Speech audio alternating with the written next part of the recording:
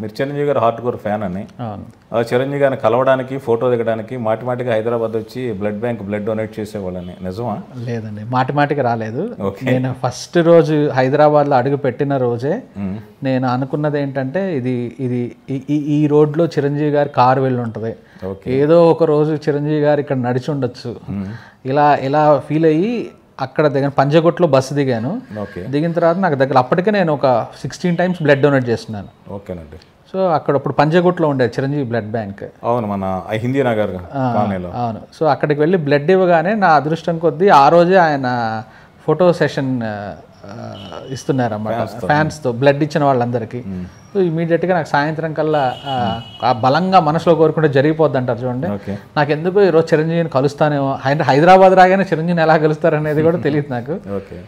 సాయంత్రం 5 గంటకల్లా అన్నపూర్ణ స్టూడియోలో 2 జరిగిన. ఒకటి ఫస్ట్ అన్నపూర్ణ స్టూడియోలో అడుగు పెట్టడం అనేది చాలామంది కలగా ఉండేది కదా. సో అది ఒకటి తీరింది, చిరంజీవి గారిని చూశానండి. సో మాటి హైదరాబాద్ రావడం అనేది మాత్రం జరగలేదు. అంటే మీరు బ్లడ్ డొనేట్ చేయడం అనేది చిరంజీవి గారిని కలవాలని ఉద్దేశంతో చేశారా, లేక చిరంజీవి గారు చేస్తున్న ప్రచారానికి ఒక ఫ్యాన్గా సపోర్ట్ చేయాలని చేశారా? నేను చిరంజీవి గారి ఫ్యాన్గా ఆ టైంలో 90s మరి మాస్టర్ సినిమా టైంకి అనుకుంటాను, ఆయన blood and eye donation movement start చేశారు చిరంజీవి గారు. ఆ టైంలో మాకు నెల్లూరులో రెడ్ క్రాస్ మాత్రమే ఉండేది. చిరంజీవి బ్లడ్ బ్యాంక్ కానీ ఐ బ్యాంక్ కానీ లేదు. ఆ టైంలోనే మేము యాక్టివ్గా ప్రతి చిరంజీవి గారి బర్త్డే కానీ కళ్యాణ్ గారి బర్త్డే కానీ ఇలా స్టార్ట్ చేసామండి.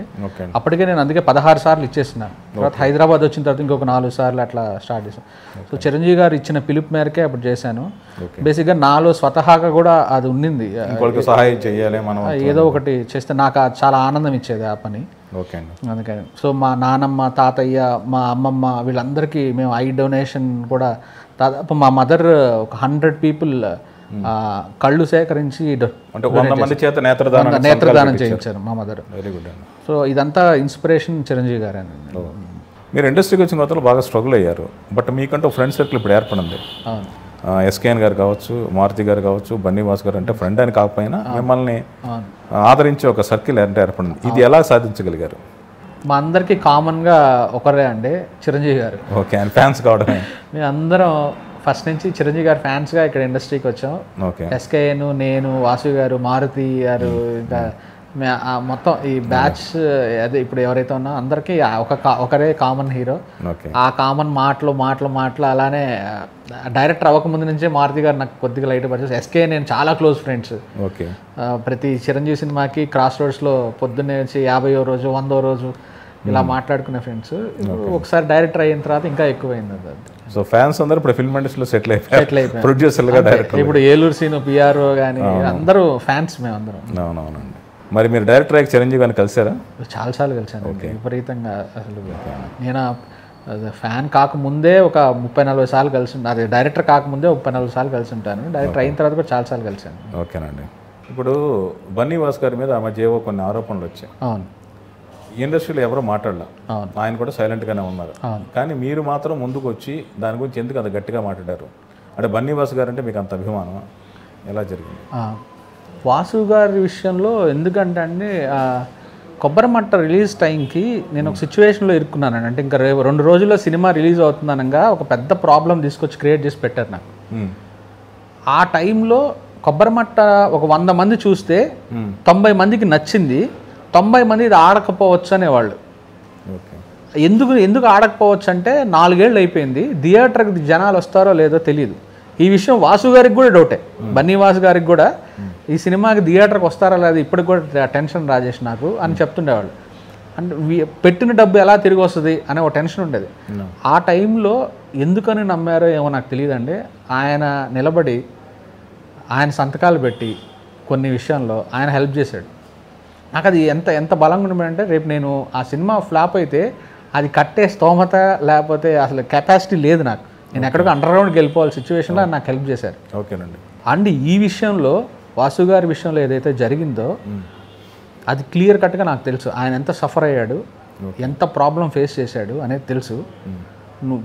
ఫూలిష్గా ఏదో ఒక న్యూస్ ఐటమ్ దొరికింది కదా అని చెప్పి దెబ్బ ఇంటర్వ్యూస్ తీసుకొని విపరీతంగా, లేకపోతే ఆ పర్టికులర్ పర్సన్ ఎవరైతే ఉన్నారో ఆ లైవ్లు తీసుకొని పెట్టడం, ఇవన్నీ నాకు చాలా బాధ అనిపించింది. సో ఇండస్ట్రీలో ఎవరు స్పందించలేదు అనేది అది నాకు కూడా చాలా బాధ అనిపించింది. కానీ అట్లీస్ట్ మనం కూడా ఈ టైంలో మాట్లాడకపోతే ఇంకా ఆయన హెల్ప్ చేసిన దాంట్లో మనకి ఏముంది క్యారెక్టర్ అనేది. మొన్న ఈ మధ్య మీ అమ్మాయికి ఒంట్లో బాగోలేదు, నేను ఫేస్బుక్లో మీ పోస్ట్ చూసి తెలుసుకున్నాను. అవునవును.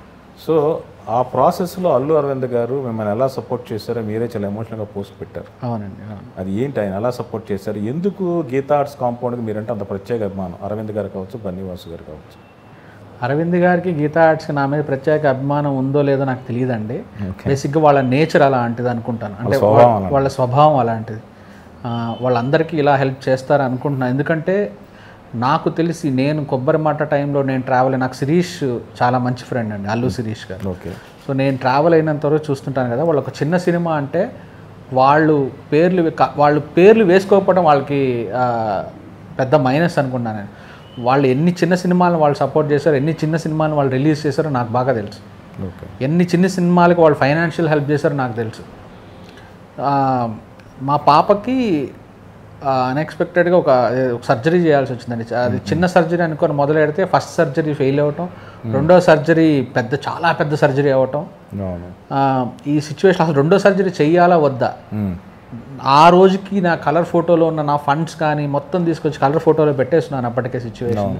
ఈ టైంలో డాక్టర్స్కి ఎవరైనా సరే ఒక కొద్దిగా ఇతను ఎవరైతే ఉన్నారో ఆ పాప ఫాదర్ ఎవరైనా కొద్దిగా ఇంపార్టెంట్ పర్సన్ అని ఎవరైనా ఒక పెద్ద మనిషి చెప్పిస్తే బాగుంటుందని నేను బన్నీవాసు గారి అరవింద్ గారికి కాల్ చేయించుకొని, సార్ మీరు ఒక మాట చెప్తే డాక్టర్స్కి కొద్దిగా జాగ్రత్తగా ఈ పర్సన్ ఎవరో తెలిసిన వాళ్ళు అని ఒక నమ్మకంతో చేస్తారని ఆయనకు ఫోన్ చేస్తే, కానీ అక్కడ ఆయన చేసింది ఏంటంటే ఒక 4 డాక్టర్స్ని కాన్ఫరెన్స్లో పెట్టి ఆ కంపెనీ ఆ హాస్పిటల్ CEO గారిని లైన్లో తీసుకొని 1 గంట సేపు ఆయన మాట్లాడి, కొన్ని ఆయన ఇంకా ఏమైనా చేయగలరా అని ఆలోచించి, డాక్టర్స్కి అసలు డబ్బుల గురించి ఆలోచించద్దు, ఏమైనా ఉంటే లైక్ అని నాకు ఫోన్ చేసి, నువ్వు డబ్బులు అనేది పక్కన పెట్టేసి I'm going to pay that. ఇంకా ఆ టైంలో నాకు అసలు ఏం చెప్పాలి నాకు అర్థం కాలేదు. ఎవరు సాయి రాజేష్, హృదయకాలం కొబ్బరిమట్ట అనేది ఇండస్ట్రీయే గుర్తించినప్పుడు. అవునండి. సో ఇండస్ట్రీలో హ్యుమానిటీ ఉంటుంది. ఇక్కడ గ్లామర్ స్టార్డమ్ కొంతకాలం ఉంటుంది అంటున్నాం, వాళ్ళ ఉండే హ్యుమానిటీ అంటే చాలా సెన్సిబుల్గా స్పందించగలిగే వాళ్ళు ఇక్కడ సక్సెస్ఫుల్ స్టార్స్, ప్రొడ్యూసర్లు, ఆర్టిస్టులు, డైరెక్టర్లు అవుతారు. సో వాళ్ళు మీ పాప పట్ల అంతగా స్పందించారు, మీ పాప రికవర్ అయింది. మీరు చెప్పారు, నేను ఎవరిని అరవింద్ గారు నా గురించి ప్రత్యేకించి ఫోన్ చేసి మాట్లాడి హెల్ప్ చేశారు. నిజం. ఒక రకంగా మన దగ్గర ఆ హ్యుమానిటీ యాంగిల్ ఎందుకో ఇండస్ట్రీలో చాలా ఎక్కువ ఉంటుంది.